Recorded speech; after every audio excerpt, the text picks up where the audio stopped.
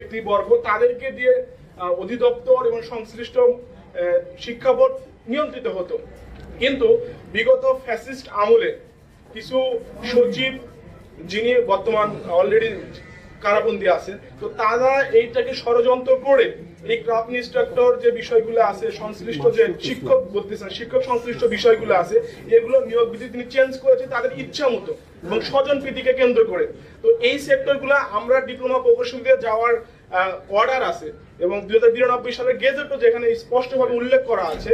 তো সেই জায়গা থেকে তো আমরা এখন ডিপ্লোমা প্রকৌশলী বা ডিপ্লোমা শিক্ষার্থী দিন শেষে 10ম গ্রেডে অ্যাপ্লাই করে তো আমরা তো সেই জায়গায় যাব। তো আমাদের জায়গাটা যদি ব্লক হয়ে যায়, আমরা যদি সেই জায়গায় গিয়ে আমাদের ওই সংশ্লিষ্ট পোস্টে যদি না যেতে পারি, তাহলে অবশ্যই অ্যাজ এ ডিপ্লোমা শিক্ষার্থী হিসেবে এই পোস্ট পদবিগুলো আমাদের ছিল। তো ওই জায়গা থেকে তো এই পোস্টে যদি আমরাই যদি না পাই, তো এই মাথা ব্যথা এই হেডেকটা তো অ্যাজ এ ডিপ্লোমা শিক্ষার্থীদের হওয়াটা স্বাভাবিক না? অবশ্যই স্বাভাবিক। এই জন্য এই সংশ্লিষ্ট বিষয়ের কারণে আমরা এই ক্রাফট ইনস্ট্রাক্টর যে পোস্টে বললেন, কারিগরি অধিদপ্তর বললেন, আমরা চাচ্ছি আপনার ঘরের যে লোকটা, আমার একটা এক্সাম্পল দিই, জাস্ট এক্সাম্পল, ধরে আপনি ঘরে একজন আছে, আপনি ঘরের লোক আপনার দুঃখটা বুঝবে, অন্য বাইরে থেকে একজন আত্মীয় স্বজন অন্য একজন লোক আপনার ব্যথাটা বুঝবে না। কারিগরি আজকে যে অধপতন, এর পিছনে দায়ী কারা?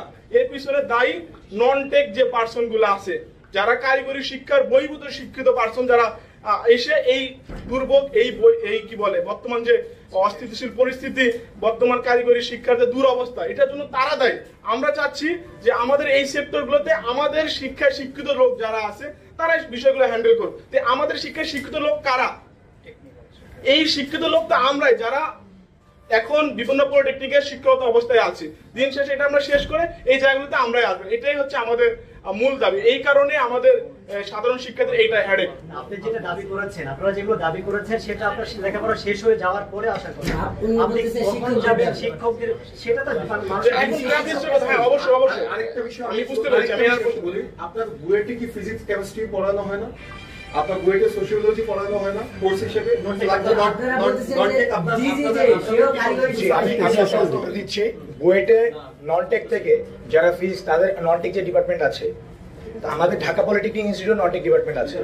আমরা বলেছি পরিচালনার ক্ষেত্রে নন টেক থেকে কেউ পরিচালনা আসতে পারবে না। আপনারা যদি বুয়েটে স্পষ্ট লক্ষ্য করেন, বুয়েট প্রতিষ্ঠার শুরু থেকে অধ্যাপক এম এ রশিদ থেকে শুরু করে যখন প্রিন্সিপাল ছিল, পরবর্তী যখন ভাইস চ্যান্সেলর আসে, সেই তখন থেকে এই অবধি কোন নন টেক থেকে কেউ কিন্তু ভাইস চ্যান্সেলর বা প্রিন্সিপাল হইতে পারে নাই। এবং তাদের সিন্ডিকেটের আইন স্পষ্টভাবে উল্লেখ করা যে নন টেক থেকে যারা আছে তাদেরকে অবশ্যই প্রাধান্য দেওয়া হবে, কিন্তু কোন ক্ষেত্রে তাদের প্রমোশনের ক্ষেত্রে দেওয়া হবে, কিন্তু মাস্ট বি ফার্স্ট প্রায়োরিটি দেওয়া হবে। যারা টেকনিক্যাল পার্সন তাদেরকে ভাইস চ্যান্সেলর হিসেবে তাদেরকে সবার ফার্স্ট প্রায়োরিটি দেওয়া হবে।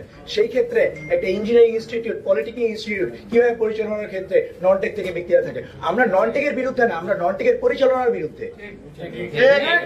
এখানে আপনারা একটা কথা বলছিলেন যে এই জুনিয়র ইনস্ট্রাক্টর পদে ক্রাফট ইনস্ট্রাক্টরদের পদোন্নতি হবে না, এটা শিক্ষকদের দাবি। এখন আপনাদের কাছে একটা নীতিগত প্রশ্ন করি, আমাদের নিয়োগ বিধি অনুযায়ী ক্রাফট ইনস্ট্রাক্টর পদে একজন এইচএসসি অথবা এসএসসি ভোকেশনাল থেকে পাশকৃত একজন নিয়োগপ্রাপ্ত হয়।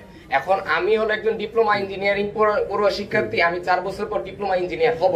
এখন একজন ডিপ্লোমা ইঞ্জিনিয়ারের শিক্ষকের যোগ্যতা কি এসএসসি অথবা এইচএসসি ভোকেশনাল পাশকৃত হতে পারে? এটা যদি আমাদের সেক্টরে একবার হয়, তাহলে অন্যান্য সেক্টরের ক্ষেত্রেও তো এরকম দেখা যাবে যে এইচএসসি এসএসসি পাশকৃতরা তারা প্রমোশন নিয়ে শিক্ষকতা করার দাবি করবে। আবার আরেকটা বিষয় আপনারা চিন্তা করেন যে অনেক ক্রাফট ইনস্ট্রাক্টর, আমাদের পদোন্নতি সিস্টেমটা এরকম, অনেক ক্রাফট ইনস্ট্রাক্টর আছে যারা হলো মাস্টার রুল অথবা অন্যান্য পদ থেকে, অফিস সহকারী, পিয়ন পদ থেকে ক্রাফট ইনস্ট্রাক্টর হয়ে থাকে। তাহলে একজন মাস্টার রুলকে বর্তমানে পদোন্নতি যে রেটটা দেওয়া হয়েছে সেটা অনুযায়ী একজন মাস্টার রুল কি এখন শিক্ষক হবে? আর একটা সেক্টরে যদি হয় তাহলে আমরা মেনে নিব?